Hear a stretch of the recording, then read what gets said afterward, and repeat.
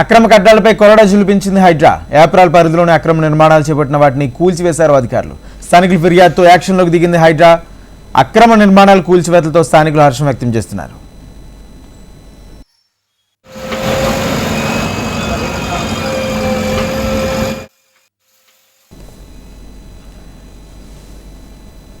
మేడ్చల్ జిల్లా జవహర్ నగర్లోని ఏప్రిల్లో హైడ్రా అధికారులు అక్రమ నిర్మాణాలను నేలమట్టం చేసింది.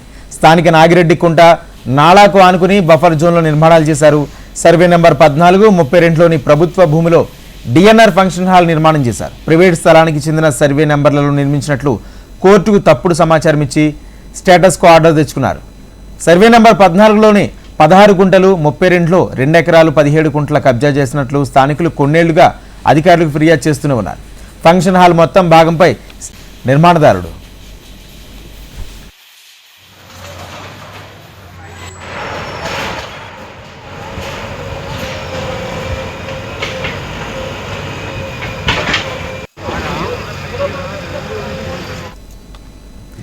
తాజాగా హైడ్రా వచ్చాక దీనిపై పోరాటం చేస్తున్న పరిరక్షణ కమిటీ ప్రతినిధులు కమిషనర్ రంగనాథ్ని సంప్రదించారు. హైడ్రా విచారణలో అది ప్రభుత్వ భూములకు వచ్చినట్లు నిర్ధారించారు.